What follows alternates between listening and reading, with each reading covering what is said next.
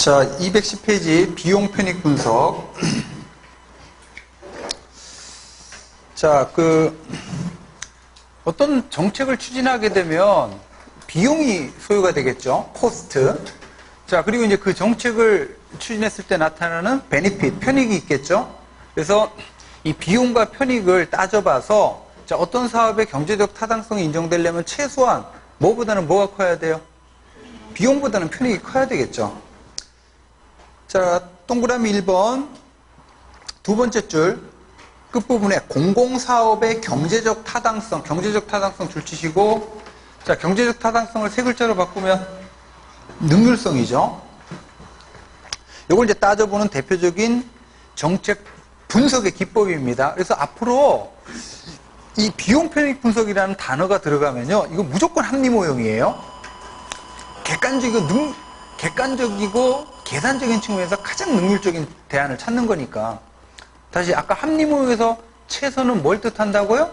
효과성이나 능률성을 뜻한다고 했잖아요. 자, 동그라미 2번 현재 우리나라에 예비 타당성 조사제도 국가재정법에 규정이 돼 있어요. 그 다음 이제 우리 전에 행정규제기본법에 규제 영향 분석이라는 제도 있었죠? 이게 현재 이제 실정화된 대표적인 비용 편익 분석이고, 자, 비용 편익 분석을 하려면,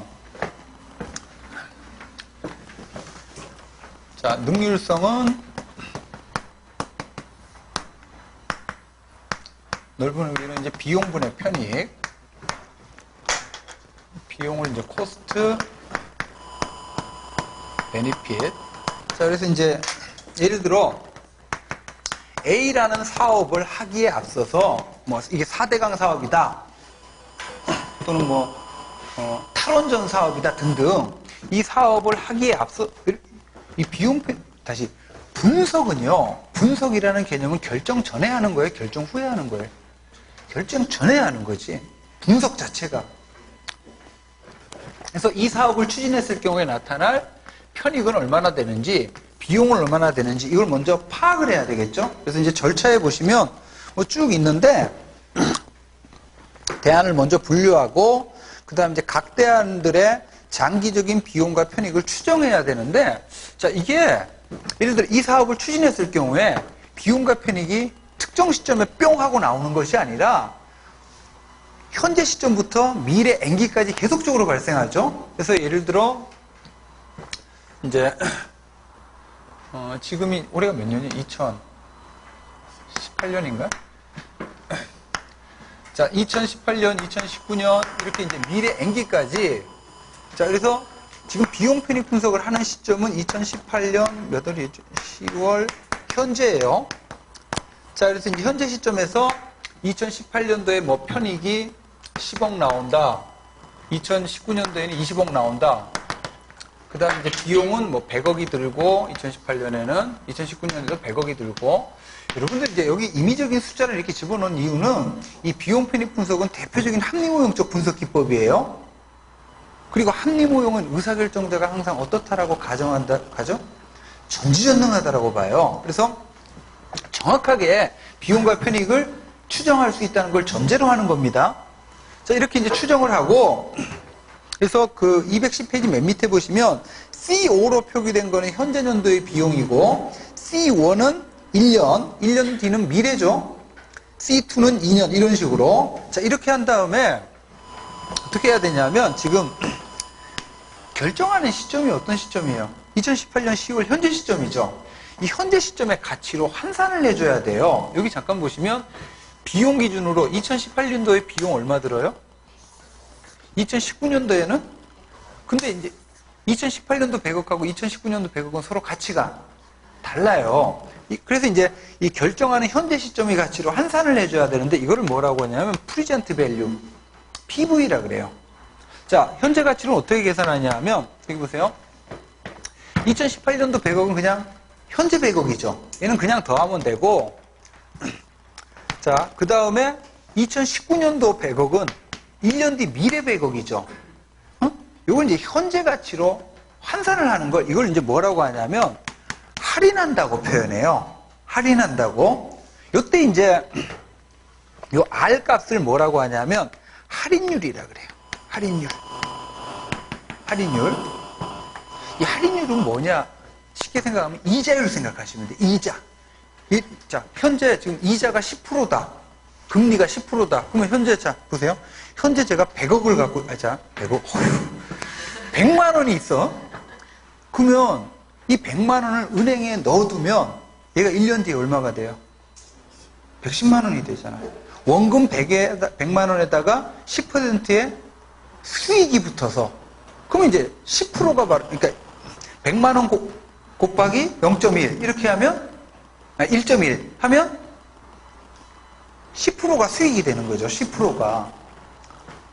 그래서 이제 원금에다가 얘를 곱하면 수익률이 되는 거고, 이제 이때 이거는 이제 원금이 아니고 미래이익이에요. 미래이익을 1 플러스 R로 나눠주면 현재 가치가 되는 거고.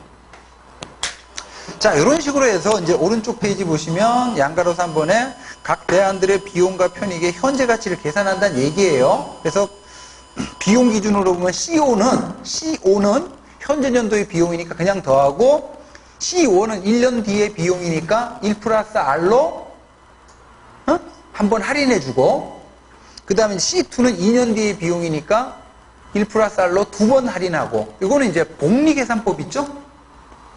이것 때문에 이제 이렇게 되는 거고. 자, 이런 식으로 해가지고, 뭐, 나머지는 좀 이해하세요. 그래서 그 양가로 4번에 보시면, 자, 이렇게 현재 가치로 환산하려면 뭐를 알아야 돼요? 할인율을 알아야 계산을 할 거 아니야, 할인율을.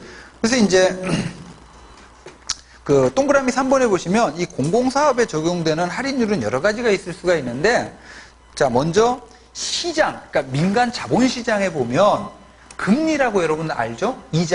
이자율.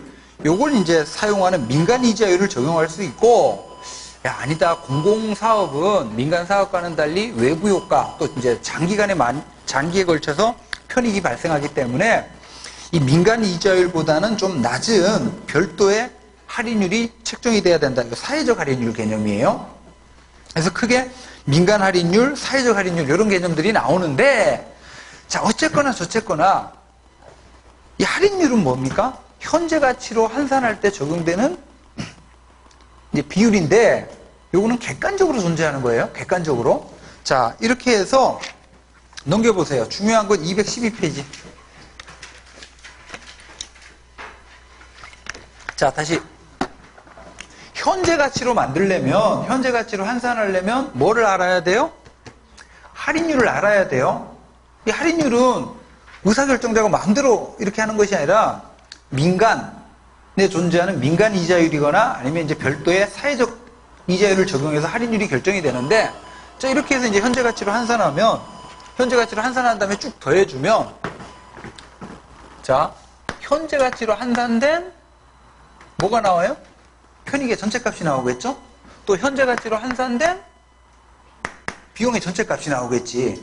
자, 요게 이제 나온 다음에 212페이지에 자, 대안을 이제 비교 평가하는 기준 3가지가 나오는데,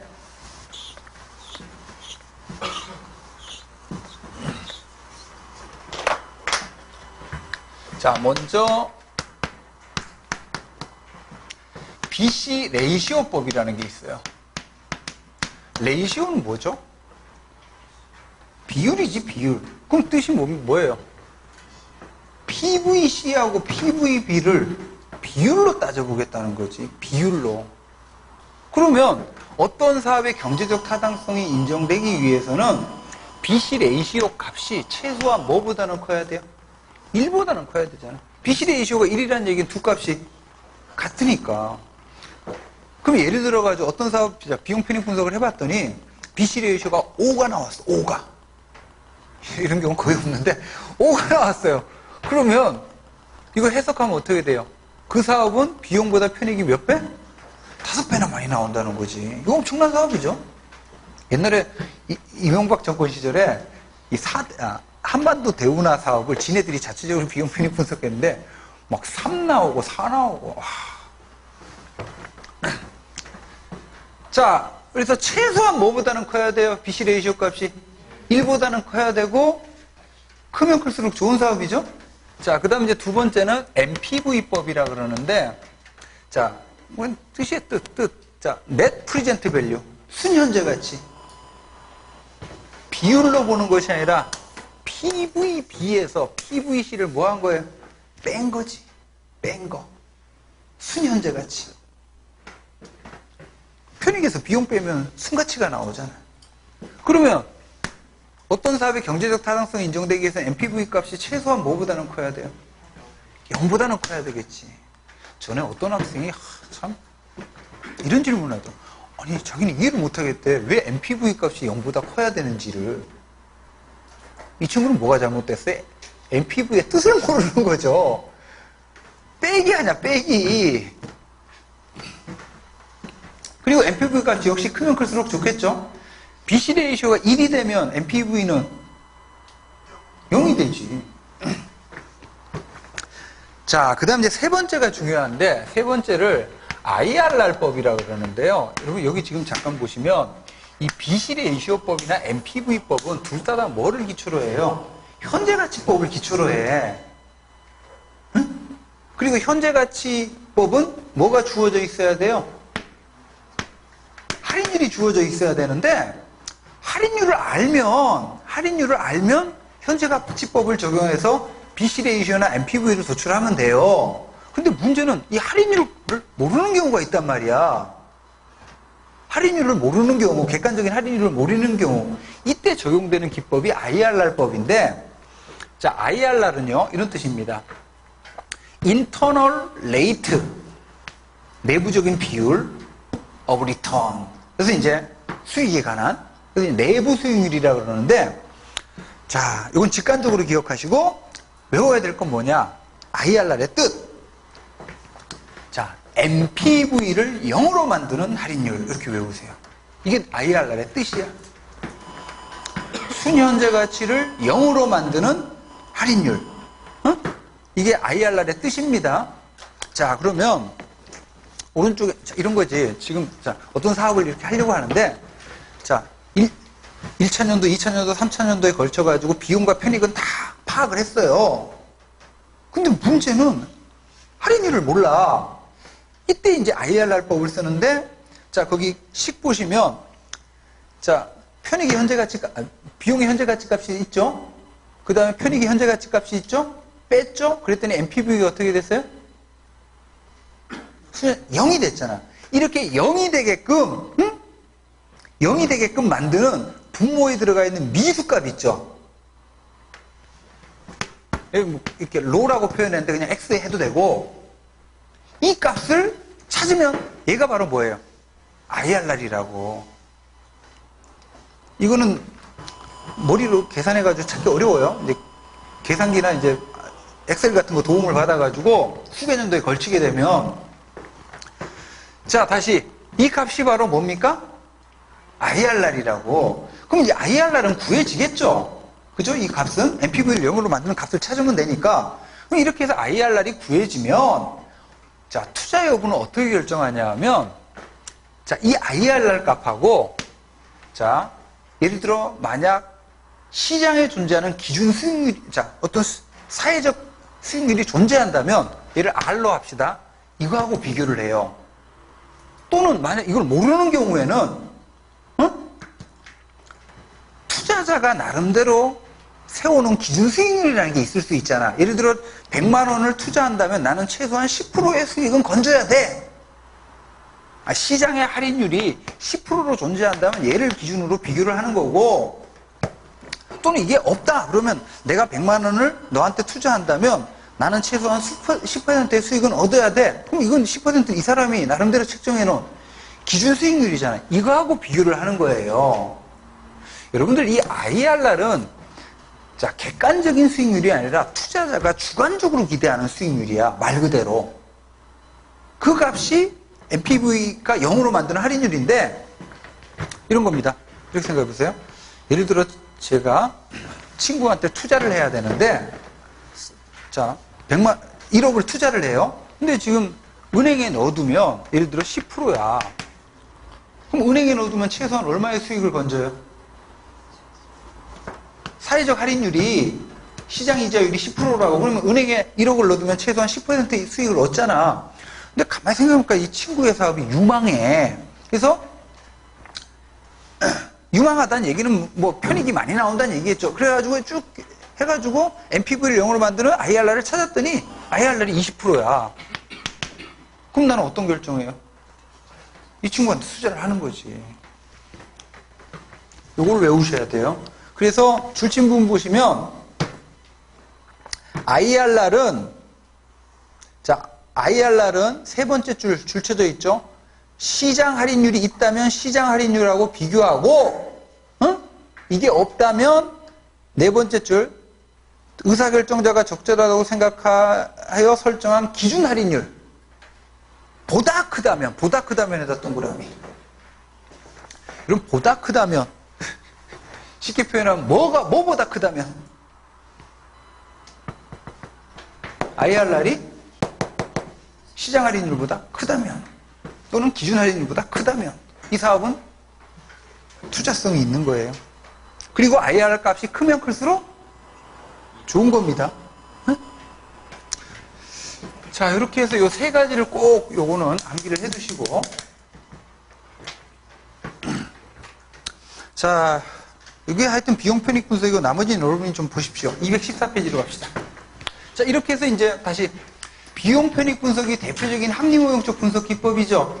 그러면 자, 100가지의 대안이 있어. 그럼 100가지 대안에 대해서 비용 편익 분석을 해보면 그 중에서 BC 레이시오가 객관적으로 가장 높은 대안이 있겠지. 그럼 그게 가장 뭐예요? 능률적인 대안이고 가장 합리적인 대안인 거지. 자, 214페이지. 자, 여러분 이렇게 합리모형적으로 의사결정을 할 수만 있다면 더할 나위가 없죠. 왜? 인간이 완전한 이성에 근거해서 모든 지식을 총동원해가지고 정보를 100% 파악해가지고 객관적으로 원베스트 웨이를 찾는 거잖아요. 하지만 현실적이에요, 비현실적이에요? 굉장히 비현실적이죠. 자, 그래서 첫 번째 줄 214페이지. 합리모형은 전지전능한 정책결정자가 고도 이성과 합리성에 근거해서 목표 달성을 위한 최선의 대안을 탐색한다는 지극히 이상적이고 규범적인 접근 방법입니다. 하지만 현실에서는 이러한 분석적 결정을 하기에 다양한 제약 요인들 네모. 다양한 제약 요인들이 존재해가지고 합리적 결정을 하는 것이 아니라 비분석적이고 정치적 결정을 해요.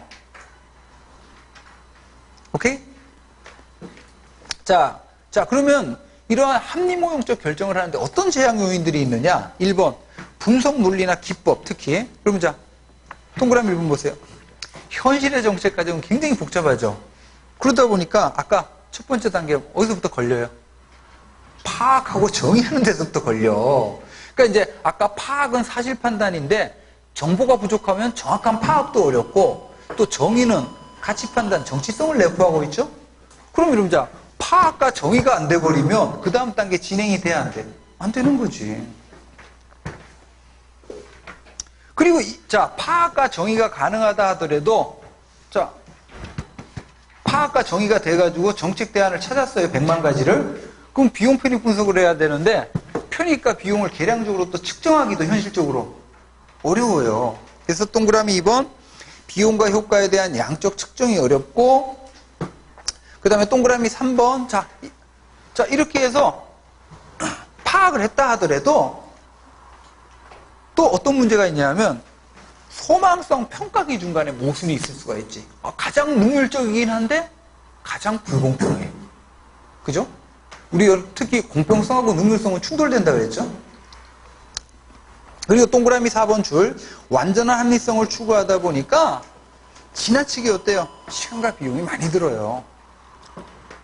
자, 그 다음 이제 두 번째 정책 결정자의 측면에서 자, 현실에서의 정책 결정자는 뭐예요? 인지 능력에 한계가 있지. 이거를 뭐라고 표현합니까? 사이먼이 제한된 합리성이라고 표현해요. 또 이제 현실에서의 정책 결정자도 뭐예요? 사람이죠. 사람이다 보니까 나름대로 가치관이나 편견을 갖고 있어요. 특히 박근혜 때 같은 경우 보면 좀 심했는데 박근혜 대통령이 최고 정책 결정자였을 때 그 사람도 사람이다고. 근데 이제 그 아버지, 엄마가 전부 다 어떻게 해요? 안 좋게 돌아가셨잖아요. 또 믿었던 사람한테 배신도 당하고 그러다 보니까 이제 최고 정책 결정권자가 돼가지고 인사정책을 펼치는데 인재를 폭넓게 보는 게 아니라 자기 수첩 속에 있는 사람만 찾는 거지. 이건 일종의 그 정책 결정자가 개인적으로 갖고 있는 일종의 편견에 의한 제약인 거죠.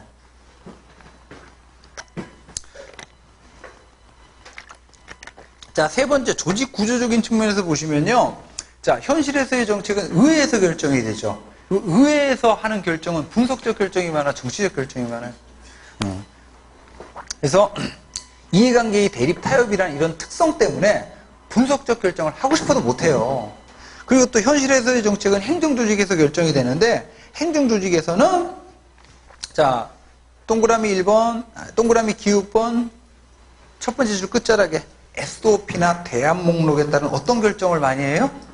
습관적 결정을 많이 해요. 이런 것들 때문에 합리적 결정을 하고 싶어도 못한다는 얘기예요. 자, 이렇게 보시고 나머지는 여러분들이 쭉 읽으세요. 리딩하시고.